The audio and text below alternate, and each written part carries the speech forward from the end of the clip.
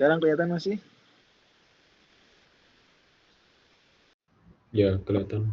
Nah, kita kali ini masuk ke surat Luqman alaihi salam.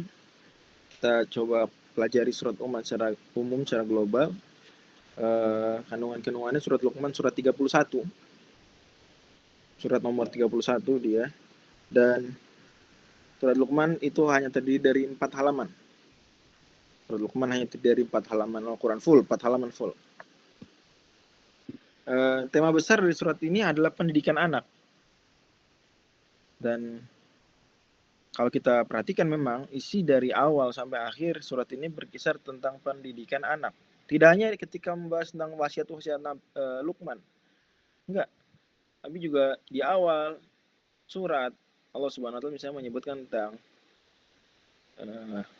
Al-Qur'an, sholat, zakat, ya, berbuat baik itu sebagai inti dari pengajaran terhadap jiwa anak, 3 itu. Kemudian Allah juga sebutkan tentang bahayanya perbuatan-perbuatan yang sia-sia melenakan, wa minan nasi may yashtari lahwal hadis. Ya. Hari ini banyak masalah pendidikan anak itu terganggu karena lahwal hadis yang seperti itu. Yaitu kesia-siaan, terlalu banyak game, terlalu banyak hal-hal yang haram bahkan. Gitu. Nyanyian-nyanyian yang haram gitu ya. Dan seterusnya. Dan di akhir surat juga Allah Subhanahu wa taala kembali menyebutkan tentang masalah anak. Bahwa orang tua nanti nggak bisa belain anak di akhirat. Dan anak nggak bisa belain orang tua di akhirat kalau tidak beriman. Nggak bisa. Jadi surat ini dari awal sampai akhir tema besarnya adalah tentang pendidikan anak. Kenapa disebut Luqman? Mudah, surat ini disebut dengan surat Luqman karena ada penyebutan nama Luqman alaihissalam di ayat yang ke-12. Dan juga itu satu halaman full, di halaman kedua surat ini bicara tentang diskusi dialog antara Luqman dengan anak beliau. Luqman sendiri siapa sih? Itu Syekhul Islam Taimiyah dalam kitab Ar-Raddu al-Mantiqiyyin beliau menukil dari seorang sejarawan filsafat bernama Muhammad bin Yusuf Al-Amiri. Kata beliau begini, waqad dzakara Muhammad bin Yusuf Al-Amiri wa huwa minal musannifina fi madzahibihim inna qudamahum dakhalu Syam. Bahwasanya para filsuf Yunani angkatan-angkatan awal ya, itu mereka pergi ke Syam. Dan memang waktu itu sebenarnya kalau kita sampai hari ini juga dalam literatur filsafat Yunani itu Syam hitungannya masih dalam lingkup tradisi Yunani. Jadi apa yang disebut dengan filsafat Yunani itu jangan dianggap semua tokohnya itu ada di negara Yunani hari ini. Jangan begitu. Tapi mencakup juga Pulau Siprus.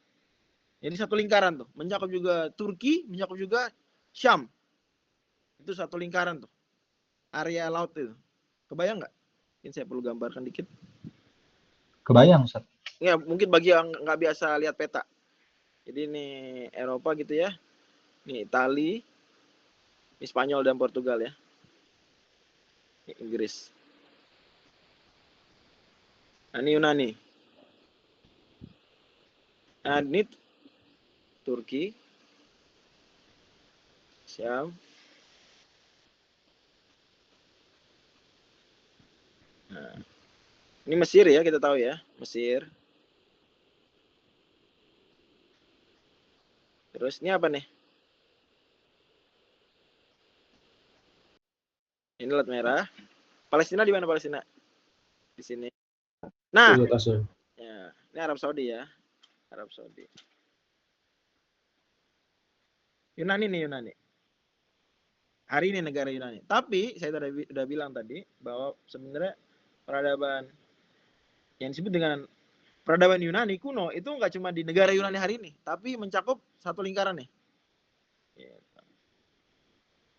Mencakup satu lingkaran nih. Makan sebagian Mesir juga. Ya, satu area. Nih pantai-pantai ini terhubung. Nah, angkatan pertama apa namanya? filsuf Yunani kuno itu mereka belajar di Syam. Dakhulu Syam. Wa akhudhu an atba'il anbiya'i Daud wa Sulaiman. Mereka belajar dari murid-muridnya para nabi. Itu Nabi Daud dan Nabi Sulaiman waktu itu. Nabi Daud dan Nabi Sulaiman. Karena Nabi Daud itu wafat kira-kira tahun 970 Masehi. Nabi Sulaiman 931 sebelum Masehi. Itu ya. Ini perkiraan bisa geser, bisa, tapi intinya mereka hidup di 1 abad ya sebelum Masehi. Nabi-nabi ini dan juga para filsuf Yunani itu 1 abad sebelum Masehi. Mereka berada di abad yang sama.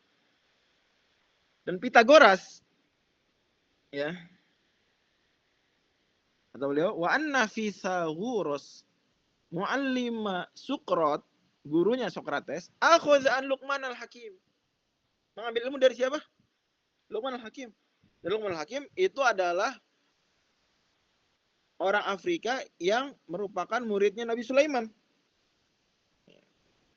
Termasuk muridnya Nabi Sulaiman atau muridnya. Sejarawan ada diskusi soalan itu.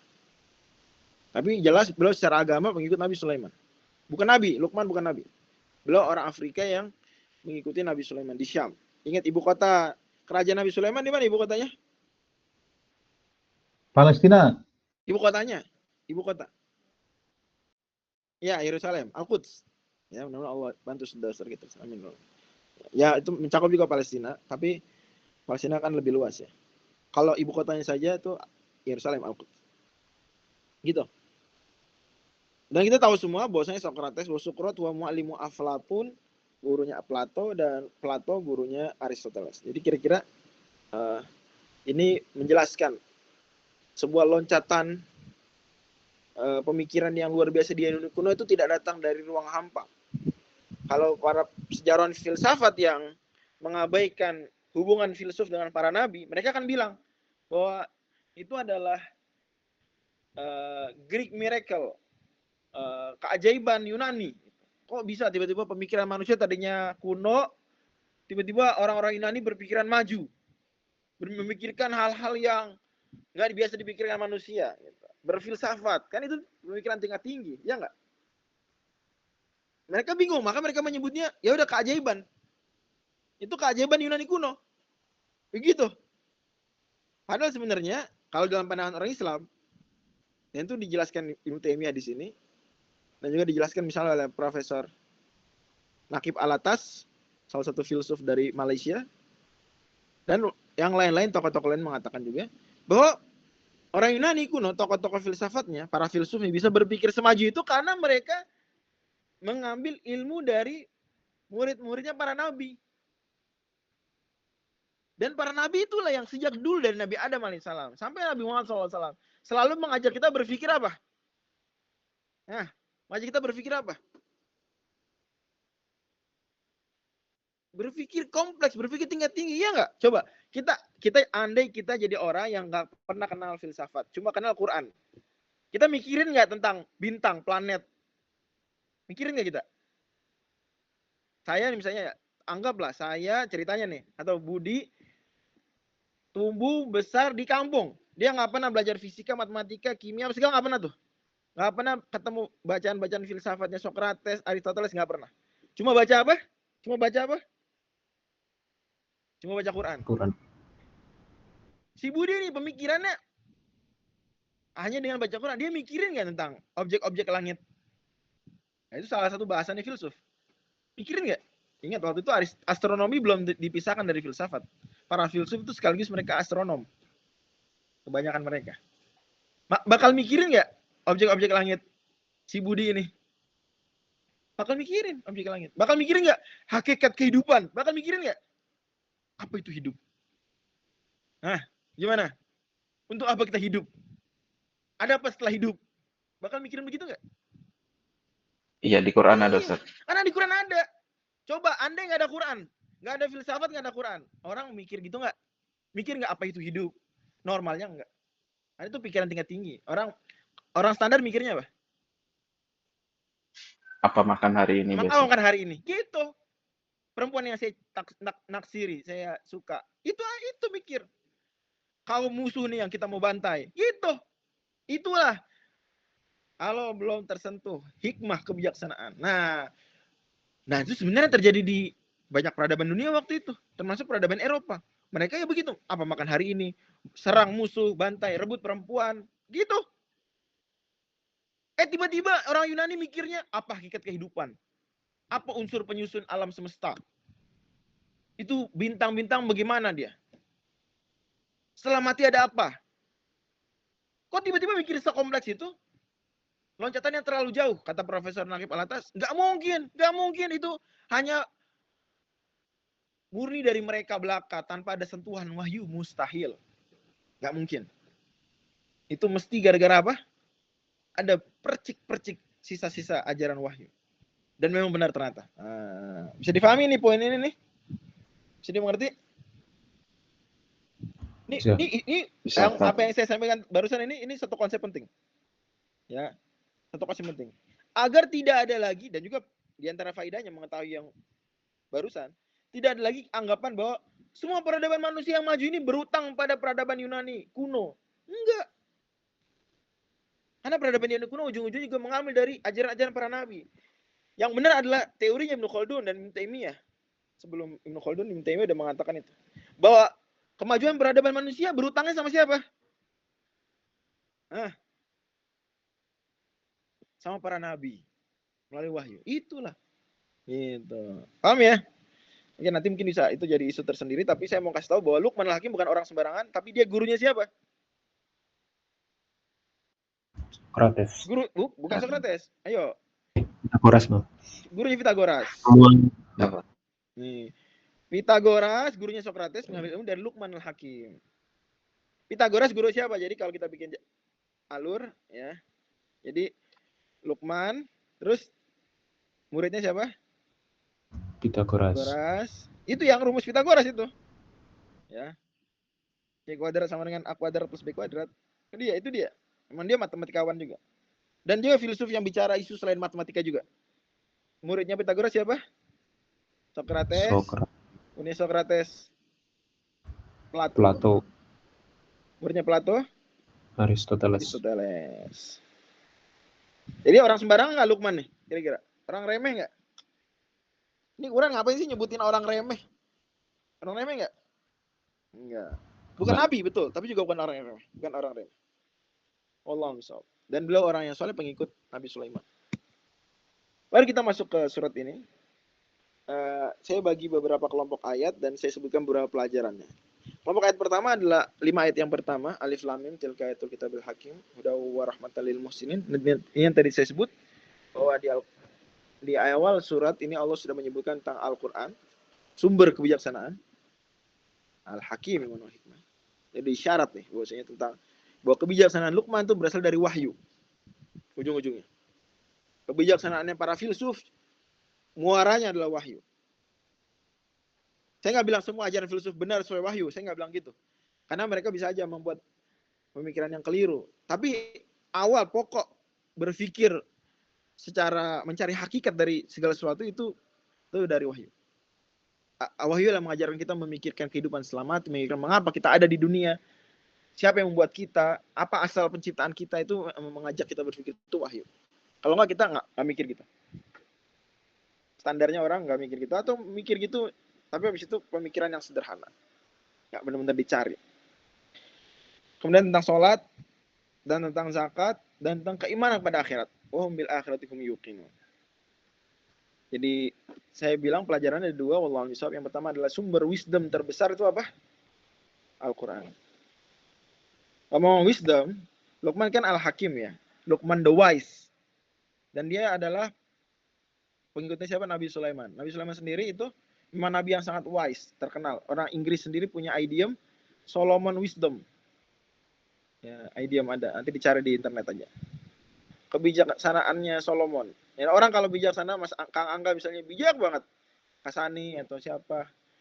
Bijak banget. Maka orang Inggris punya idiom, orang ini telah melakukan Solomon wisdom. Kebijaksanaannya Nabi Sulaiman. Saking bijak Nabi Sulaiman. Dan memang Al-Quran juga menyebut Nabi Sulaiman sebagai nabi yang bijaksana.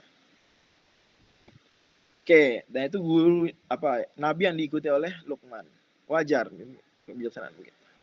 Terus keberuntungan dari Allah menyertai orang yang akidahnya baik, ini akidah, masalah akhirat, ibadah, sholat, dan muamalah, zakat. Anak kita harus didik 3 ini, akidah, ibadah, muamalah. Baru kita berada di atas petunjuk. Tapi sebaliknya, jangan sampai anak kita terjebak pada yang disebutkan di 2 ayat ini.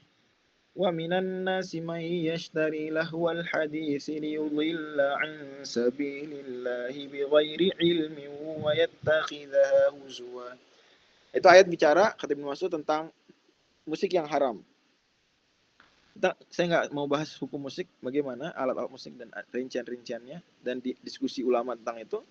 Tapi intinya kita sepakat ada musik yang haram. Itu titik sepakat. Semua ulama sepakat bahwa tidak semua musik itu apa? Halal. Itu harus penting dicatat. Itu titik sepakat ulama. Jadi nggak bisa bilang, alah ini antum ngelarang-larang dengerin musik ini. Ulama bilang boleh loh musik. Nah, maksudnya ulama bilang boleh itu ada syaratnya. Tapi musik yang tidak memenuhi syarat tersebut, ya haram. Contohnya apa? Musik dari lagu yang liriknya adalah apa? Mengajak kepada pacaran misalnya. Nah, itu haram. Haram didengar. Lagu itu haram didengar. Song tersebut nggak boleh dengar. Paham ya? Contoh. Jadi nggak bisa dibilang, oh boleh semua. Semua boleh. Enggak. Enggak semuanya. Lagu-lagu yang liriknya mengajak kepada kemaksiatan haram didengar. Bahkan yang nggak mengajak pada kemaksiatan, kalau nggak mengajak kepada kebaikan juga ya, netral-netral aja. Juga para ulama nyatakan dia bukan sesuatu yang ideal untuk diperbanyak, untuk dilakukan secara sangat sering. Ada yang lebih afdol dari itu, mendengarkan Al-Quran, mendengarkan hal-hal lain ya, yang lebih bermanfaat. Dia berzikir. Makanya di sini saya ambil pelajaran, hiburan yang mengajak pada maksiat dan kelalaian yang melalaikan kita dari kewajiban, itu salah satu senjata setan. Salah satunya untuk mengganggu anak. Banyak masalah anak, pendidikan anak itu gara-gara anak udah kebanyakan hiburan. Sehingga lalai. Andai mengubah hiburannya, dia jadi lalai dari yang seharusnya. Andai haram hiburannya, ya dia melakukan keharaman. Gitu ya. Bahkan termasuk juga hal yang mengganggu pendidikan anak adalah kesombongan dari mendengarkan dan mengikuti bimbingan Quran dalam mendidik anak, dalam mendidik akhlak. Kata Allah Subhanahu wa Ta'ala, jika dibacakan kepada mereka ayat-ayat kami, dia akan berpaling sombong. Kalem ya, seakan-akan belum dengar. Seakan-akan apa sih? Nggak penting. Seakan-akan di kupingnya ada sumbat. Jadi nggak boleh pongah mendengar nasihat. Dan nanti Luqman di sini akan memberikan nasihat. Nah, anak kita harus kita ajarkan supaya dia senang mendengar nasihat. Jangan sampai anak benci mendengar nasihat. Tentu agar tidak benci dengar nasihat, juga nasihatnya berarti harus proporsional. Bagaimanapun Nabi SAW sendiri, bagaimana kata Ibnu Mas'ud, kan yatakhawwaluna bil mau'idhah. Nabi enggak tiap hari ngasih nasihat. Nasihat yang dikasih tiap hari itu justru enggak akan ngena. Ya. Orang yang sama nih, kita nasihatin tiap hari. Ya, tiap hari kita akan nasihatin nasihat. Itu cenderung akan bosan, gitu ya. Tapi yatakhawwaluna, ya berkala. Mungkin sepekan 2 kali, 2 hari sekali bisa. Gitu ya. Tuh. Sama kepada anak begitu. Anak kita bagaimana cara jangan tiap hari dimarahin, jangan tiap hari ditegur. Ya udah. Kadang-kadang perlu ya abai aja, seolah-olah nggak tahu. Nanti lain waktu dinasihatin. Atau ingatnya nggak harus dinasihatin. Cukup. Atau apalah sesuatu yang isyaratnya. Kemudian Allah Subhanahu wa Ta'ala menyebutkan tentang masalah orang-orang beriman dan beramal soleh, apa sih balasannya. Jadi juga penting disampaikan pada anak. Karena anak biasanya mempertanyakan, kenapa kita sholat, kenapa kita melakukan ini dan itu. Kita jelasin. Kalau di sini jelaskan juga, apa balasan buat orang yang beriman dan beramal soleh.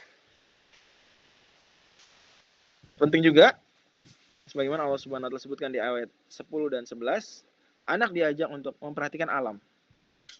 Karena dalam alam itu ada banyak kebijaksanaan yang bisa kita ambil. Dia lihat alam, dia diajari untuk menjaga kebersihan alam, mencintai alam, melindungi alam, tidak merusak alam. Gitu. Nanti akan menumbuhkan itu kebijaksanaan. Kekurangan kebijaksanaan di banyak orang hari ini adalah karena kurang akrab dengan alam. Ya. Dia hanya dengan bebatuan, hanya dengan tembok, ya, tembok atau dengan besi, logam, plastik, juga ya dengan kendaraan, dengan alat elektronik, gedung-gedung tinggi. Tapi jarang yang dididik anak untuk akrab dengan alam, makin jarang. Ya. Padahal di situ menumbuhkan kebijaksanaan. Dia akan memikirkan alam yang ini saya bikin, mestilah. Yang bikin adalah ada Tuhan yang luar biasa. Nah, kayak gitu misalnya contoh. Masya Allah, lu ada takjub.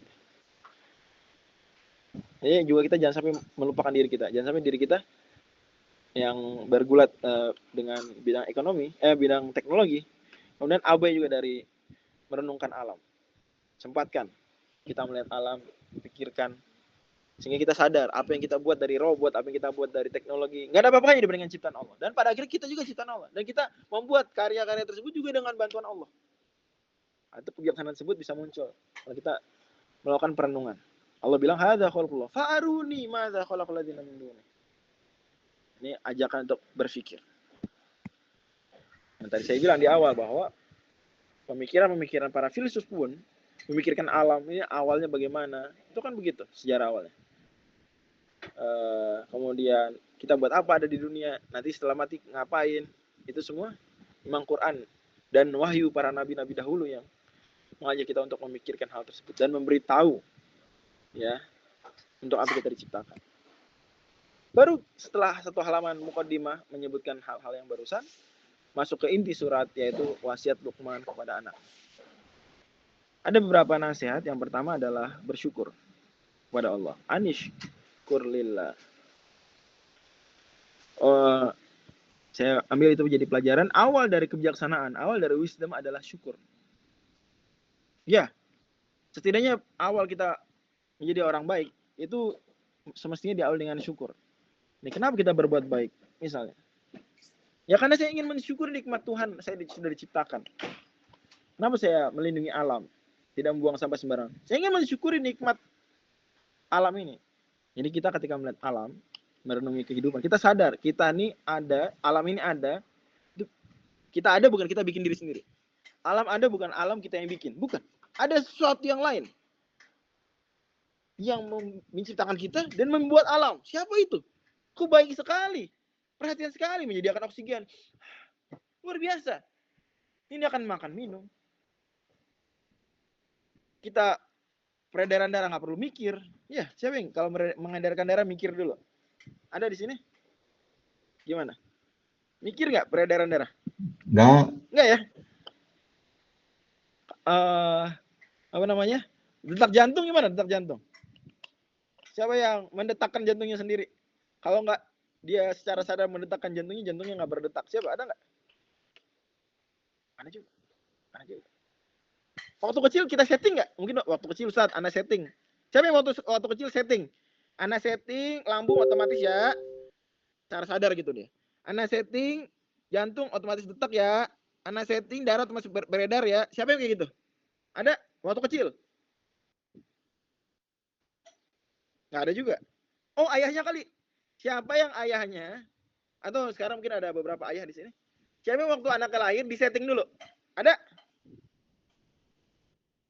Benar nggak ada? Kalau gitu siapa yang setting dong? Siapa yang setting kok? Siapa yang setting kalau gitu? Siapa? Nah itulah. Allah. Kita diajak berpikir, mikir dong. Jangan sombong, jangan merasa nggak ada Tuhan, enak aja.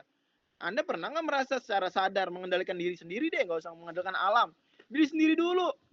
Para ateis coba pikir diri sendiri tuh gimana dia bisa otomatis ngatur diri sendiri, gimana tuh coba? Pikir. Apa dulu siapa yang setting pertama? Gak bisa. Apa itu proses acak? Enggak, detak jantung kita, darah beredar apa segala teratur kok. Alam ini penuh dengan keteraturan. Masa proses acak energi dan materi yang dia tidak berakal? Gak mungkin. Allah. Nah makanya awal dari kebijaksanaan sebenarnya bersyukur. Dan gak bisa kita menjadi orang bijak dengan meniadakan Tuhan. Gak bisa. Tapi bukan di sini penjelasannya. Kalau dia bilang, Ustaz saya punya teman ateis tapi dia orang baik. Kebaikan dia itu bukan diambil dari ateismenya dia. Tapi diambil dari mana? Dari mana dia tahu bahwa menyumbang itu baik? Dari mana? Bukan dari ateismenya dia. Dari mana? Misalnya. Nilai. Dan nilai dia hidup di masyarakat. Dia mungkin mantan muslim. Dia dari ajaran Islam.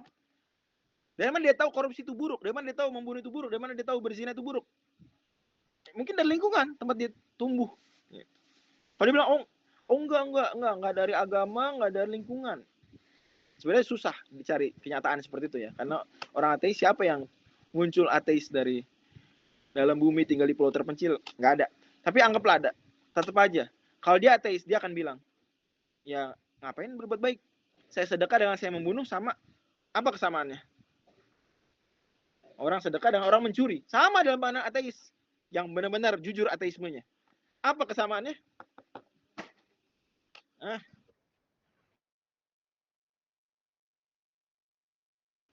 Selain itu, ya maksudnya menyumbang itu sama aja, nggak baik nggak buruk. Mencuri juga nggak baik nggak buruk. Apa kesamaannya? Menurut ateis yang benar-benar jujur ateismenya ya. Apa kesamaannya? Sama-sama nggak dapat pahala dan nggak dapat dosa. Oke, sama-sama nggak dapat pahala, nggak dapat dosa. Apalagi sama-sama kebetulan, ya nggak? Iya dong. Sama-sama kebetulan nggak? Sama-sama kebetulan. Karena alam ini dalam pandangan ateisme yang murni ateis, ya, itu sesuatu proses acak, ya nggak? Itu acak ya. Maka kalau dia bilang menyumbang itu baik, mencuri itu buruk. Tar dulu itu dari mana tuh value tersebut? Dari mana? Dari ateisme nggak bisa. Dan itu dinyatakan sendiri Richard Dawkins, katakan itu dalam buku beliau, River Out from Eden. Dia bilang dalam pandangan ateis tidak ada kebaikan, tidak ada keburukan. Itu nggak ada yang namanya menderita, nggak ada bahagia, nggak ada senang, nggak ada sedih dalam ateisme.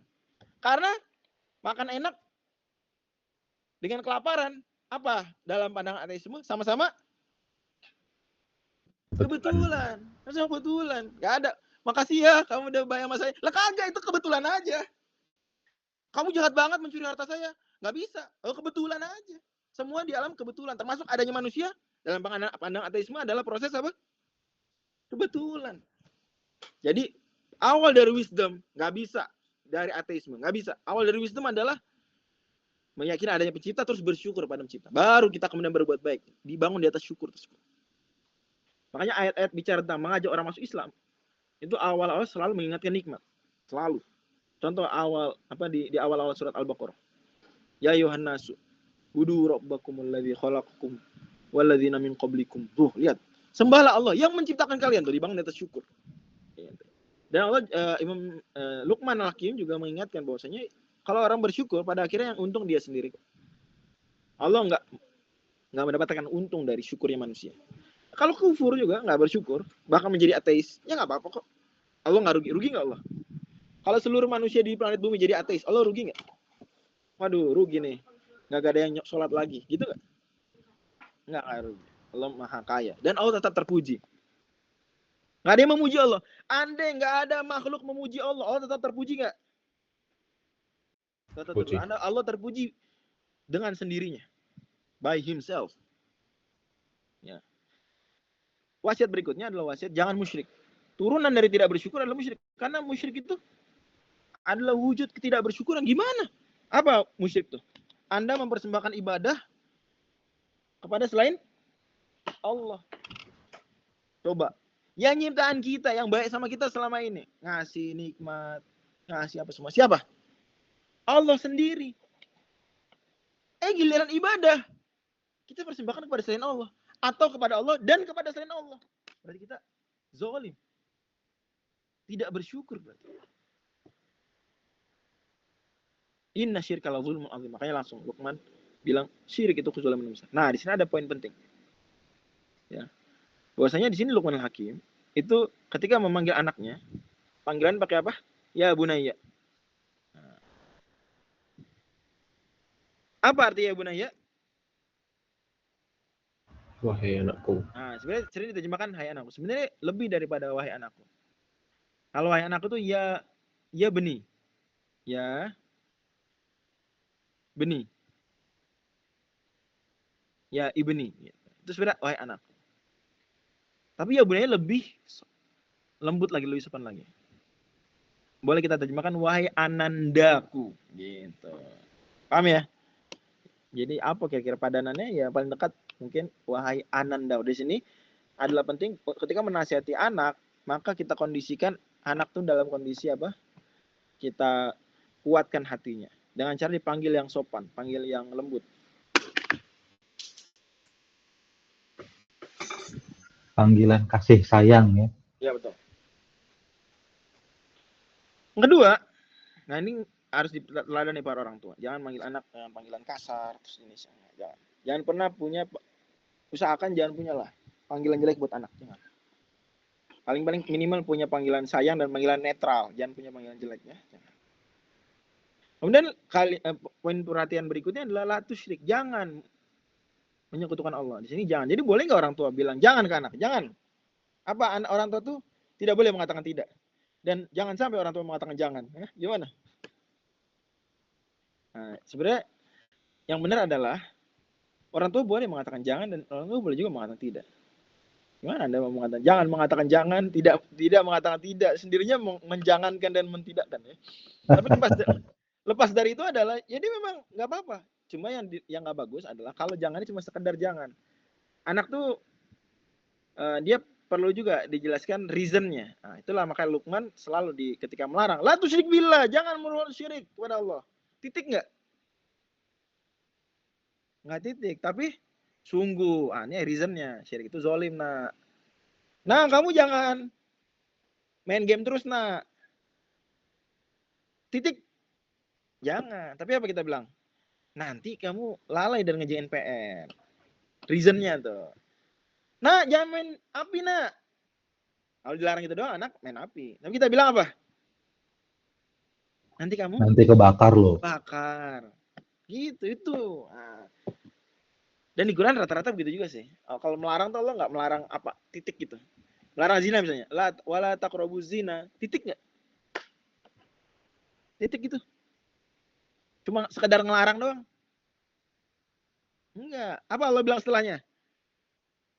Innahu kana fahisyatan sungguh itu perbuatan yang jorok, yang keji. Dan gaya hidup yang buruk. Tuh, jelas reasonnya. Dan lain-lain, ayat-ayat lain. Minum khamar, ribat, semua ada reasonnya. Ya, disebutin. Walaupun kita tahu yang disebutin itu baru sebagian dari reason, tapi udah disebutin. Jangan kosong. Juga pelajaran buat kita. Terus, habis tauhid, ya, langsung bicara tentang bakti orang tua. Wasan insan biwalidayhi. Di sini faedah penting bahwa birrul walidain itu istimewa sekali karena didampingkan dengan tauhid, dan ini di banyak ayat, di surat Al-Isra juga sama, di surat Al-Baqarah, An-Nisa juga sama. Jadi banyak ayat mendampingkan bakti orang tua dengan apa? Dengan tauhidullah. Ini menunjukkan apa? Pentingnya birrul walidain, udah nggak remeh. Jangan sampai jadi orang Islam tapi durhaka malam, jangan sampai. Kemudian di sini Luqman sebagai ayah itu mengingatkan tentang pengorbanan ibu, pengorbanan istri beliau. Nah, ibu-ibu itu mengandung kamu dan seterusnya. Kemudian Allah ingatkan, berarti itu juga penting untuk kamu berterima kasih. Makanya syukur, terima kasih itu berlaku juga kepada Allah dan juga kepada orang-orang yang menjadi sebab kebaikan. Anishkurli walidayka. Terima kasihlah kepadaku, kata Allah. Dan juga kepada orang tuamu. Maka bahkan ada hadis riwayat Tirmidzi, man lam yashkurin nasa lam yashkurillah. Siapa yang belum berterima kasih sama orang yang menjadi sebab nikmat, dia belum terima kasih kepada Allah. Luqman juga mengingatkan tentang batasan bakti, ya, jangan sampai melakukan kemaksiatan. Kalau orang tua nyuruh kemaksiatan, nyuruh dosa, maka nggak boleh nurut. Tapi tetap berakhlak baik. Wa sahibuhuma fid dunya ma'rufa. Jadi Luqman udah mengajarkan prinsip jangan hitam putih. Dan juga bahwa orang itu bisa aja dia keliru tapi kita tetap berbuat baik sama dia. Itu pengajaran istimewa buat anak. Karena anak seringkali dia benar-benar musuhin banget orang yang jahat sama dia. Musuhin banget orang yang pernah melakukan salah sama dia. Hitam putih. Anak cenderung memang hitam putih. Kita ajarkan bahwa kita nggak boleh pakai kacamata hitam putih seperti itu.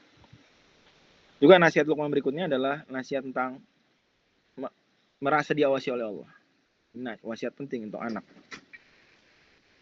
Kata Luqman, wahai anandaku, kalau ada sesuatu seberat biji sawi disimpan di dalam batu, di langit, diumpetin di langit, di planet mana diumpetin di dekat asteroid mana gitu ya. diumpetin di galaksi mana, atau di dalam bumi, di lapisan bumi sebelah mana, di bawahnya tanah negara Indonesia atau ke negara Jerman atau negara Arab Saudi. Bisa nggak lo tahu? Bisa nggak lo hadirkan tuh sesuatu yang kecil itu, bisa nggak diumpetin di galaksi mana? Bisa nggak? Bisa. Innal ya tibihallah, tahu di mana diumpetin dan Allah akan bisa menghadirkannya.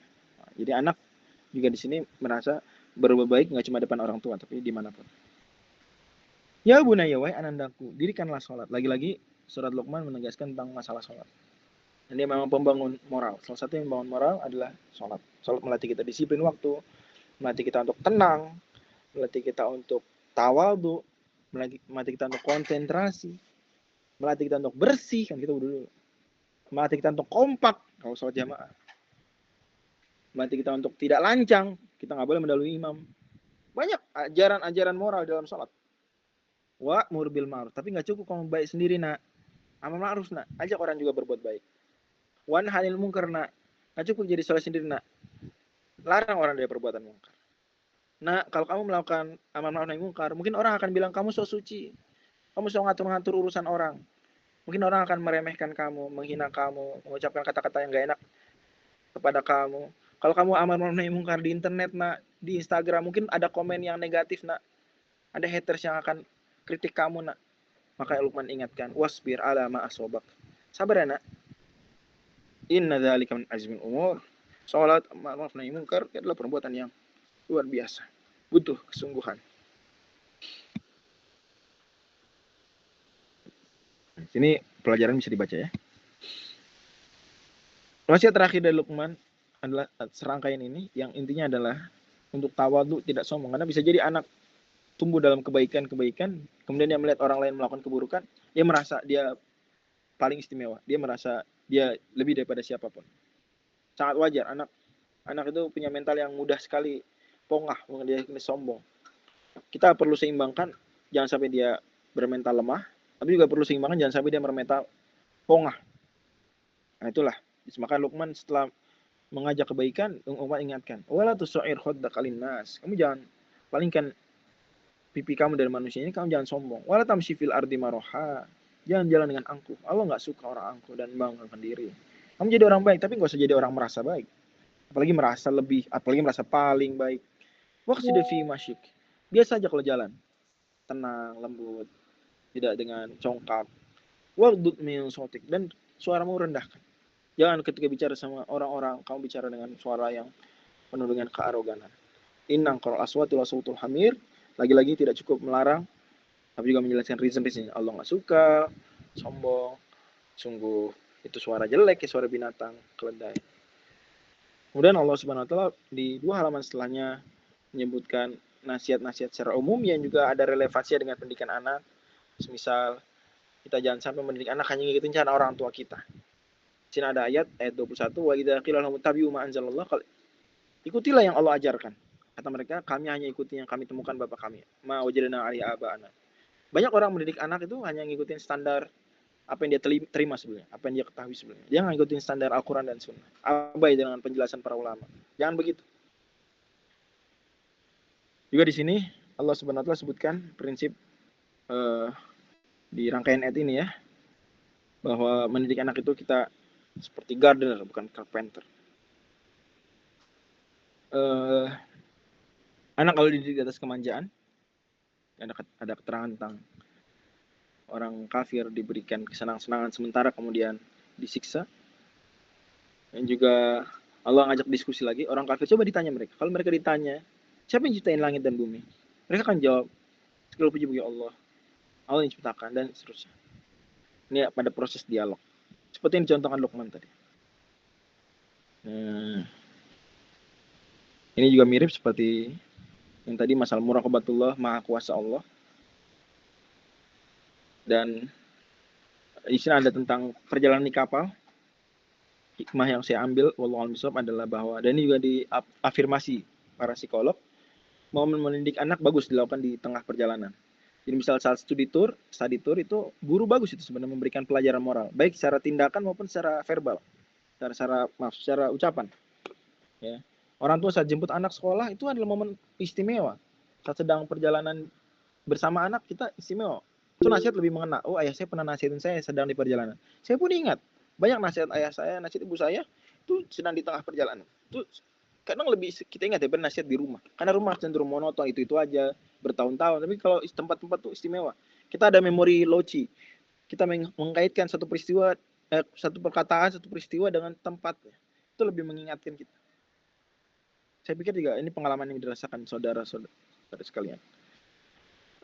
Juga di sini ambil pelajaran dari yang sekitar. Allah kasih kita lihat tuh orang yang kalau kena ombak mereka tiba-tiba jadi mohon nyanyi kepada Allah, tapi kalau udah selamat mereka musyrik lagi. Anak diajarkan untuk lihat tuh sekeliling kita, ambil pelajaran. Jangan sampai kita jadi bahan pelajaran. Justru kita jadikan orang lain yang sudah kejadian sebagai bahan pelajaran. Jangan nunggu kita dulu yang ngalamin. Dan ini yang tadi saya singgung di awal bahwasanya ada ayat tentang orang tua dan anak masing-masing bertanggung jawab masing-masing sendiri, nggak bisa saling membela kalau nggak ada iman. Paling-paling maksimal cuma masalah syafaat saja. Itu pun disyaratkan keimanan. Dan bahwasanya Allah Subhanahu wa taala itu mengetahui hal-hal yang rinci. Dan di sini ada unsur-unsur tawakal juga. Mendidik anak tadi sudah disinggung adalah ibarat gardener, bukan carpenter. Sehingga harus penuh dengan nuansa tawakal. Jangan sampai kita mengandalkan hanya pendidikan diri kita saja. Kita tawakal, kita mendidik semampu kita, kemudian sisanya aku serahkan padamu ya Allah. Bimbing dia ya Allah. Tunjukkan dia teman-teman yang baik ya Allah. Jaga dia ya Allah. Gitu. Nanti lingkungannya juga akan turut mempengaruhi. Allah bisawab, itu yang bisa saya sampaikan. Mohon maaf kalau ada yang kurang berkenan. Dan terima kasih. Assalamualaikum warahmatullahi wabarakatuh. Assalamualaikum.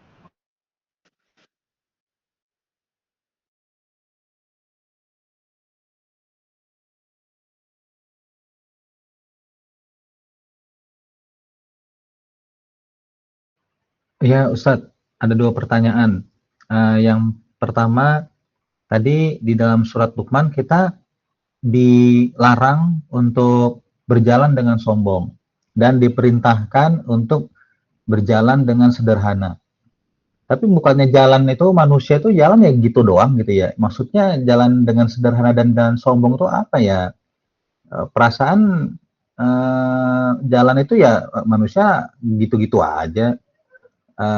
Lalu apakah maksudnya jalan cepat gitu ya kayak orang-orang di Singapura itu, di Jepang itu jalannya memang rata-rata pada cepet-cepet sih. Tapi itu kan bukan karena sombong juga ya, karena mereka emang sayang sama waktu sih. Mereka itu sangat-sangat efisien ya, kerjaannya banyak. Jadi memang jalannya cepet untuk biar cepet sampai maksudnya.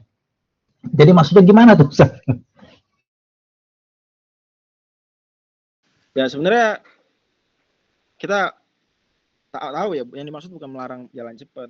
Nabi sendiri jalan cepat, seperti orang turun dari tempat yang tinggi, sebagaimana diriwayatkan Tirmidzi. Tapi ini contohnya, saya bawakan link di kolom komentar, link contoh arrogant walking. Ya, ada orang kayak gitu. Ada orang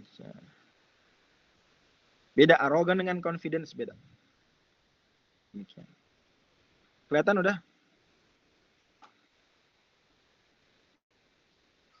Mike Gregor, Ustaz. Gak usah nyebut nama. Tuh. Jadi ada jalan arogan, ada nggak bisa dipungkiri. Bicara arogan, bersuara dengan cara arogan, gestur arogan itu well known lah. Apalagi Kasani, orang yang sering ketemu beragam kalangan ya, ketemulah orang-orang dengan gestur arogan. Bagaimana cara duduk, cara bicara, cara berdiri. Arogan, cemen, percaya diri, 3 hal yang berbeda. Mana yang kita cari? Yang percaya diri. Percaya diri. Tengah-tengah. Arogan nggak? Jangan sampai, itu udah offside. Ya. Jadi kita gimana deal kemarin? Hah? Gimana deal kemarin? Nah, contoh kita ya. Jalan. Sani, kamu gimana? Kamu masih kerja di Depok. Cemen sekali kamu, kenapa nggak ke Singapura? Nah, gitu.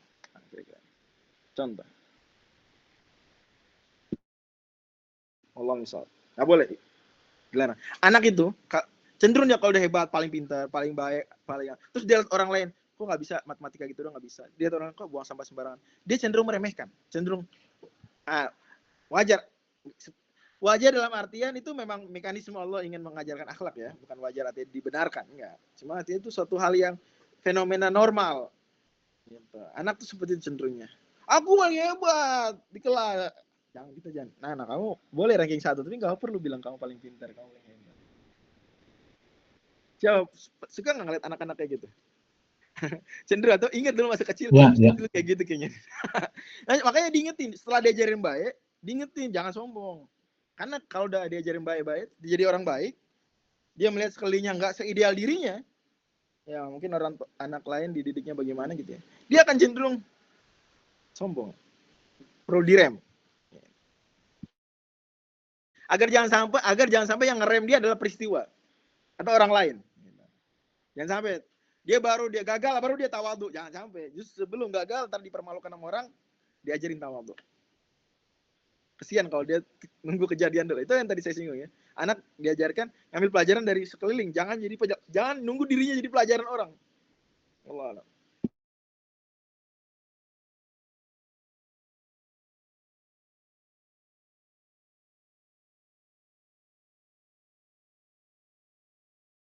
Oh iya, tadi Bang Sony 2 pertanyaan nih. Nanti aja yang antum duluan aja. Ya, siap. Ya, izin Ustadz. Kenapa Ustadz dari awal menceritakan Luqman ini menambahkan alaihi salam Ustadz di pemanggilan Luqmannya? Itu Ustadz. Jadi itu dilakukan para ulama, para penafsir. Mereka biasa menggunakan alaihi salam untuk tokoh-tokoh yang disebutkan di Al-Quran, orang baik, meskipun bukan nabi. Ya, Maryam alaihissalam, Jibril alaihissalam, dan itu boleh dijelaskan Imam Nawawi misalnya dalam Al-Adhkar bahwa yang demikian nggak apa-apa, nggak harus para nabi. Wallahu a'lam. Bagus pertanyaannya.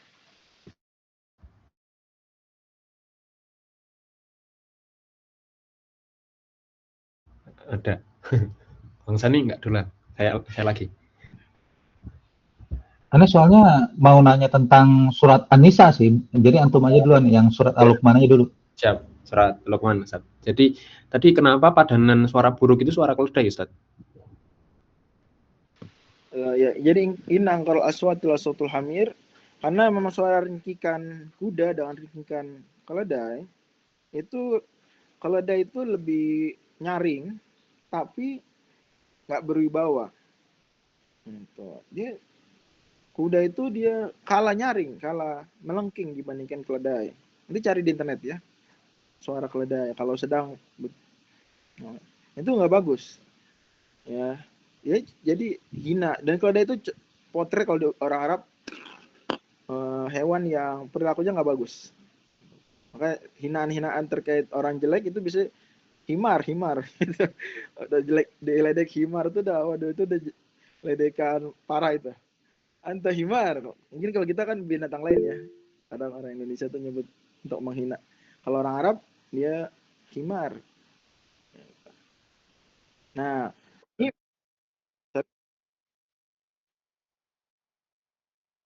ya banyak juga ya. Hadis-hadis juga kadang menyebutkan diubah kepala wajahnya jadi kepala himar gitu sama.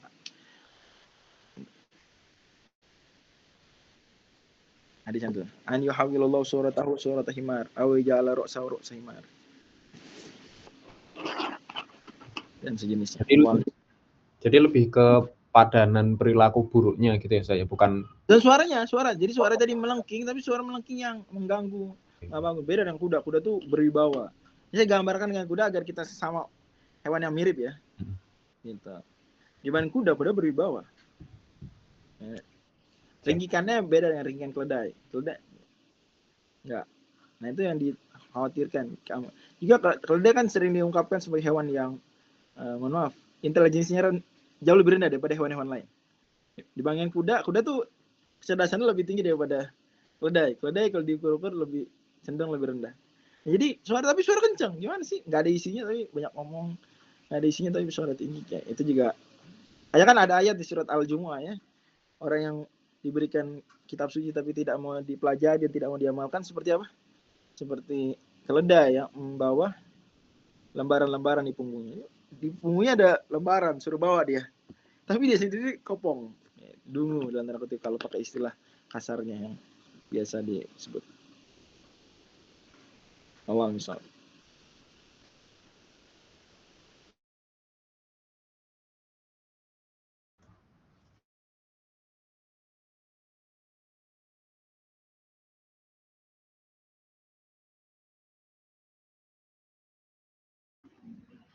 Iya Ustaz, mau nanya tentang ayat ini nih Ustaz di surat An-Nisa. Jadi ada yang bilang seperti ini Ustaz. Kalau berdasarkan surat An-Nisa ayat 3 ini, yang diperintahkan terlebih dahulu itu, maka nikahilah perempuan lain yang kamu senangi 2, 3, atau 4 tuh Ustaz. Nah, tapi kalau nggak bisa, baru 1. Jadi, kalau ada yang bilang, defaultnya itu laki-laki tuh poligami Ustaz. Kalau nggak bisa, baru monogami. Nah, tapi kalau di Indonesia kan, dan bahkan di seluruh dunia, beda ya Ustaz. Defaultnya malah monogami. Nah, itu bagaimana penjelasan Ustaz? Itu ada sebagian memahami seperti itu, tapi itu pendapat minor ya. Pendapat minor. Karena kalau itu default, kenapa syaratnya lebih berat daripada syarat nikah 1? Kalau sesuatu default itu lebih sederhana justru. Tapi cara mengungkapkannya memang Allah begitu. Kenapa? Karena Allah bilang tujuan awalnya bukan soal nikah doang, tapi Allah wa in khiftum alla tuqsitu fil yatama.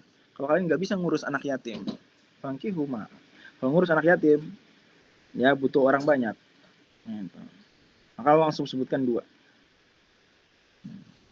Lihat ayatnya. Awalnya itu bukan cuma nikah, bukan perintah nikah apa adanya, enggak. Tapi kalau kalian, coba buka, tampilin aja di ayatnya. Iya, ini kan Ustaz. Mana itu? Nah, ayat 3 nih. Wa in khiftum alla tuqsitul. Kalau kalian enggak khawatir tentang anak-anak yatim, fankihu ma tobalakum. Nah, baru nikah. Jadi konteksnya bukan perintah nikah apa adanya. Adapun kalau perintah nikah apa adanya, maka ulama mayoritas hampir semuanya bilang sunnahnya justru 1. Sunnah 1. Dan itu yang kita bisa saksikan juga dalam prakteknya di kalangan para sahabat. Banyak di antara mereka atau mayoritas justru 1. Nabi Muhammad SAW sendiri lama 1. Bahkan setelah jadi nabi pun lama. Gitu. Dan budaya Arab waktu itu padahal nggak menganggap 1 atau lebih itu buruk. Dua-duanya biasa-biasa aja. Nggak ada titik kritiknya di nikah banyak atau nggak ada titik kritik.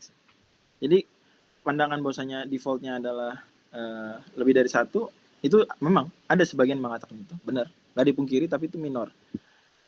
Karena ayat ini tidak sedang bicara nikah apa adanya, tapi sedang bicara nikah bagi orang yang khawatir tidak mau berlaku adil anak yatim. Sebagai contoh gini gampangnya, jadi bisa ada seseorang ya dia diamanahi ngurusin anak yatim perempuan. Ya kan gimana biar enak ngurusnya? Oh, dinikahin aja ya? Maka salah satunya opsinya saya, ya udah nikah. Dia udah nikah gimana? Ya 2, 3. Atau dia nikah dengan perempuan lain mengurus, bantu ngurus. Gitu. Untuk menopang. Oh, maksudnya begitu ayat 3 ini. Tapi kan ada resiko nggak? Itu tujuan bagus, pola pikir bagus, tapi ada resiko nggak? Apa tuh resikonya? Itu di akhir ayatnya. Oh iya, kalau tidak mampu berlaku adil ya. Jadi itu sebuah solusi yang bagus untuk mengatasi, untuk mengurus anak yatim yang banyak. Yatama banyak ya, anak-anak yatim. Solusi bagus, tapi ada solusi yang tidak lepas dari resiko. Yatama. Nah, maka kalau kalian menganggap resikonya jauh lebih besar daripada manfaat yang akan diperoleh, ya jangan. Jadi ini sesuatu yang baik untuk tujuan baik tersebut, tapi kalau mendatangkan mudarat lebih besar, ya jangan. Allah misal. Pantes, aneh tuh memang agak heran juga sih. Ini apa sih hubungannya jika kamu khawatir tidak akan mampu berlaku adil terhadap perempuan yatim, maka nikahilah. Loh, kok kayak maka A jika B-nya itu nggak nyambung gitu. A-nya itu kan tidak mampu berlaku adil terhadap hak-hak perempuan yatim. Tapi malah B-nya maka nikahi lo kok tiba-tiba ke nikah gitu ya. Jadi maksudnya di sini adalah konteksnya kita itu mengurus anak-anak yatim yang perempuan gitu Ustaz maksudnya ya. Oh iya, karena ayat 2-nya juga berbicara tentang berikanlah kepada anak-anak yatim harta mereka ya. Betul. Iya. Tapi Ya. tanda Jadi ngerti itu sih. bukan syarat. Jadi bukan nunggu ada anak yatim dulu baru enggak gitu. Tapi itu artinya untuk memperjelas bahwa tidak ada yang dimaksud dengan ayat ini defaultnya adalah itu aja. Ya. That's the point. Sip. Syukran, Maka Ustaz. syaratnya lebih ditambah. Ini kalau nikah biasa nggak ada syarat khawatir tidak adil, nggak ada. Karena maksudnya tidak adil dengan yang lain kan nggak ada saingan. Tapi kalau dua ada tambahan syarat itu. Nah ada tambahan syarat menunjukkan itu bukan default. Yes. Masya Allah. Jazakallah khairan, Ustaz.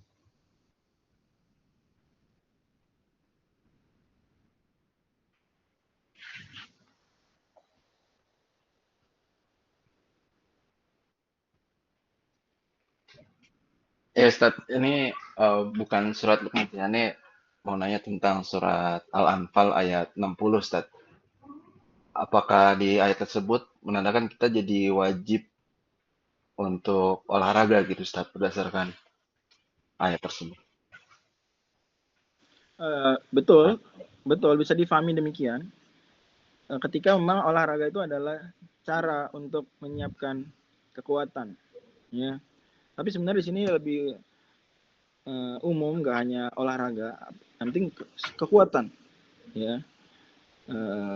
Secara umum, artinya bisa aja ada orang yang dia mungkin punya kendala fisik, tapi dia jago secara intelijensi, bisa membuat senjata, bisa membuat sebuah rekayasa teknologi di internet, ya, hacking dan sejenisnya. Itu juga bagian daripada apa yang dimaksud di ayat persiapan. Ini butuh latihan ya, butuh belajar, butuh kursus, butuh pendidikan, gitu. Tapi benar, ayat ini bisa difahami bahwa kalau memang seseorang kekuatannya adalah kekuatan, dan umumnya normalnya begitu. Salah satu kekuatan kita adalah kekuatan fisik, maka kita memang nggak boleh mengabaikan olahraga. Jangan sampai orang Islam lari ngos-ngosan misalnya. Nah, itu berarti gimana? Itu nggak menyiapkan diri. Jangan bilang nanti nunggu ada musuh, nggak bisa. Dalam hal militer itu nggak bisa begitu, nggak bisa dadakan, itu persiapan. Ya, makanya ada gium terkenal dalam hukum internasional kan, siapa yang ingin damai harus bersiap perang. Dan bahkan di antara cara menegakkan perdamaian adalah menyiapkan pasukan militer yang kuat, sehingga orang ngeri-ngeri untuk berbuat onar. Jadi damai kan? Coba kalau polisi, tentara-tentara nggak latihan, nggak siaga, nggak ada polisi, nggak ada tentara, tadi itu ada gagasan loh.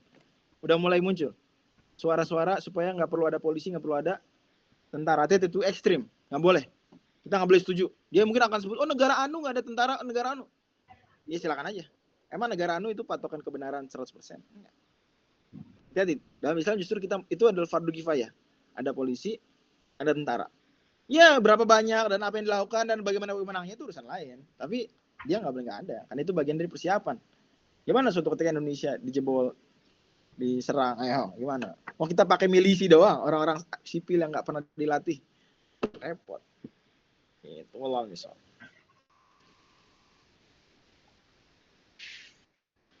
Bisa disimpulkan ini nggak sih Ustadz, di ayat tersebut kekuatan itu bukan hanya kekuatan fisik, tetapi juga kekuatan finansial juga, kekuatan silaturahim juga, kekuatan ilmu juga, segala macam hal yang pokoknya semua hal yang bisa menggentarkan musuh gitu Ustadz maksudnya ya?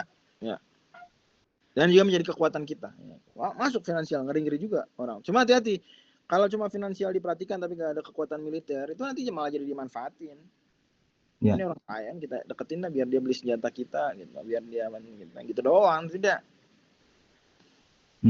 Jadi dimanfaatin. Dia salah satu kekuatan, bukan segala-galanya. Jadi nggak bisa, memang nggak bisa kita memutlakan kekuatan adalah ini, nggak bisa. Ini orang saling melengkapi. Misalnya kita ada yang bilang kekuatan itu adalah otot kita, kekuatan fisik. Nggak juga, kalau nggak punya duit, nggak ada senjata, nggak ada apa-apa, Nggak ngeri, musuh nggak ngeri, jeder mati. Iya. Atau senjata doang, kekuatan terbesar adalah senjata. Wah, mutlak, lain nggak juga. Ekonomi ditekan, ayo ya udah nembak, boleh tembak, tapi kita nggak mau jualan sama ente lagi. Semua sedunia boikot ekonomi. Mikir juga mau nembak. Makan apa besok kan? Atau kekuatan satu-satunya adalah kecerdasan, nggak juga. Ini memang saling melengkapi, dan itu ajaran Islam. Makanya di Quran itu nggak disebut secara khusus. Ya, apa ya? Silakan dikontekskan. Tapi diberi contoh, yaitu berkuda misalnya. Kuda itu mengandung banyak dimensi loh. Di kuda itu banyak dimensi. Satu, untuk punya kuda butuh duit nggak? Oh iya, betul. Tapi bisa nggak punya. Dan kuda, orang miskin nggak punya kuda. Zaman Nabi itu, zaman sahabat nggak. Orang miskin nggak punya kuda. Punyanya paling keledai atau nggak punya apa-apa. Onta gitu. Onta lebih murah daripada kuda. Kuda lebih mahal daripada onta. Ya. Terus ada dimensi kecerdasan ngurus kuda. Oh iya. Ada. Kalau punya kuda harus ngerti ngurusnya ya. Cerdas. Ada dimensi kekuatan fisik. Jelas. Oh jelas. Enak. Emang naik di atas kuda semudah naik di atas motor. Duduk di mobil enggak, dia kita menjaga keseimbangan. Disiplin juga ada disiplin. Kudanya gimana? Melatih dimensi kesabaran. Itu banyak dimensi tuh di kuda doang. Jadi Allah sebut contoh aja. Wa mir ribatil khayli. Wallahu a'lam. Masya Allah.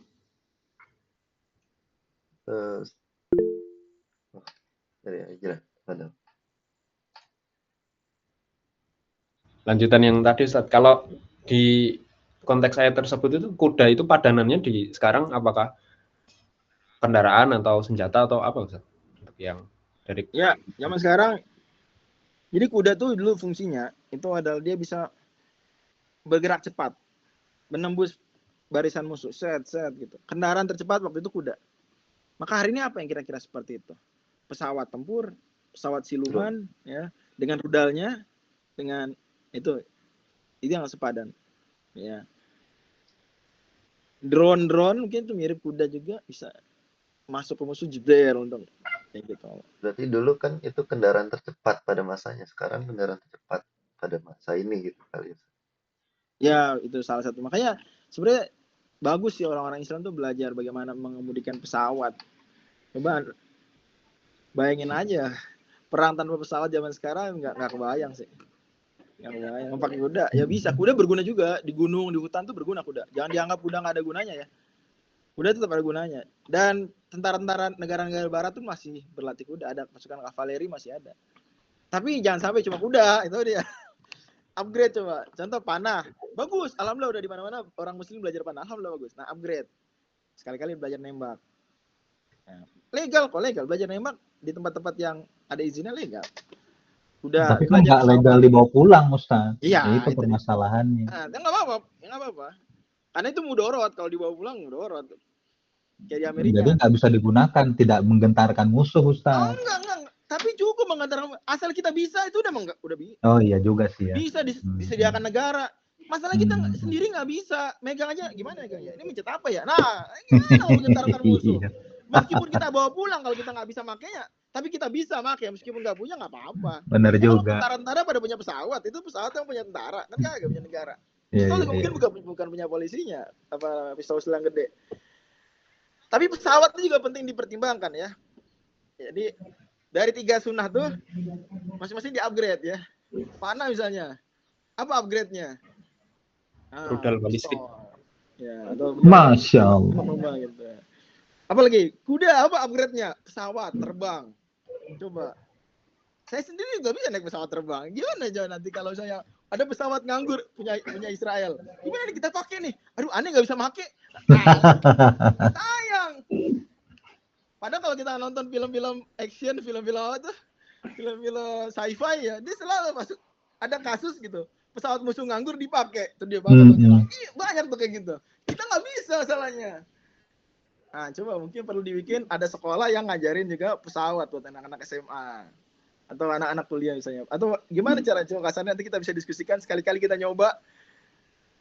Misalnya ya ada stepnya ya. Simulasi dulu apa segala baru yang beneran gitu ya. Tapi intinya Jangan sampai blank. Nggak Cara bagus. paling mudahnya itu pakai ini Ustadz. Ini software bagus banget. Namanya itu adalah Microsoft Flight Simulator. Bagus banget itu software. Boleh coba, boleh. Kalau gitu kita Hmm. coba. Itu salah satu permainan yang berpahala insya Allah kalau dimainin ya. Ya diniatkan itu benar berpahala. Dan itu, ini intermezzo aja. Microsoft membuat software itu dengan cara men-scan 3 dimensi permukaan bumi. Jadi kalau misalkan kita mau pilih nih, misalkan kita mau terbang di Bali atau di New York atau di Tokyo, whatever it is, itu adalah nanti yang kita lihat aslinya memang Tokyo itu kayak gitu, gedung-gedungnya, ketinggiannya, ada apa aja nanti kita lihat. Aslinya emang kayak gitu. Nah, Jadi sekedar untuk jadi hiburan dan sebagai pengalaman juga gitu. Kalau kita nerbangin pesawat di atas Tokyo tuh, ini pemandangannya gitu. sama Counter Strike juga bagus. Game semacam Counter Strike itu berpahala itu kalau main. Masya Allah. Ini dulu main tuh Ustaz. Counter Strike. Nah, dia kan melatih bagaimana? Coba kalau musuh lagi di sana, gimana kita ngumpet di tembok, terus tembak kapan? Itu kan butuh ada skill, ada ilmunya. Jangan cuma der nggak ada ngumpet temboknya, mati kita. Kan ngumpet di bawah tong atau apa. Terus kalau kita udahlah itu orang yang suka main Counter Strike tahu lah. Karena jadi belajar berbagai macam karakteristik senjata Ustaz. Kalau yang ini begini, yang ini begini. By the way tentang hal ini Ustaz, kalau tadi bisa kita pahami bahwa kuwah di situ kekuatan bisa berupa apapun, yang penting menggentarkan musuh. Bisa nggak kita pahami juga bahwa ada yang namanya soft power loh Ustaz. Ini Ane mau mempromosikan juga nih ke yang lain ada di sini. Itu mantap sih soft power itu karena manusia itu kan punya sifat alami resiprokal sebenarnya. Jadi kalau ibaratnya soft power itu hutang budi sih sebenarnya. Jadi kalau orang yang banyak berbuat baik sama orang lain itu cenderung akan lebih baik sama orang yang telah berbuat baik sama dia. Nah, itu power tapi yang damai. Nah, itu bagus lah kalau menurut Ane sih soft power itu daripada hard power ya. Hard power itu kan dari tadi kita bicara militer lah dan sebagainya itu banyak membuat kesengsaraan sebenarnya perang itu di muka bumi ini. Tapi kalau soft power itu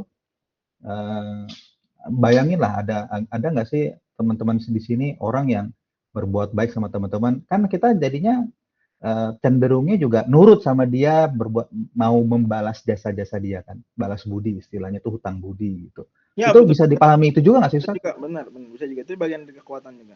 Kekuatan Soft power ya Ustaz ya. Kekuatan memberikan bantuan jasa gitu juga. Masya Allah. Bahkan kekuatan itu bisa selembut itu Ustaz ya. Masya Allah. Aku mingkuatin nakiroh ya. Whatever. Ya. Udah 7.30 ya. Oh iya. Ya, insyaallah jazakumullah khair Ustaz ya, atas materinya sangat bermanfaat ya. Bagi teman-teman mungkin kalau masih mau lanjut boleh Ustaz langsung kali ya. Baik, alhamdulillah sudah selesai agenda kita hari ini. Langsung saja ya kita tutup agenda hari ini dengan alhamdulillah. Alhamdulillahirabbil alamin. Subhanallah wa bihamdihi subhanakallah wa bihamdika asyhadu an la ilaha illa anta astaghfiruka wa atubu ilaik. Assalamualaikum warahmatullahi wabarakatuh. Waalaikumsalam warahmatullahi wabarakatuh. Jazakumullah khairan katsiran Ustaz Fajri.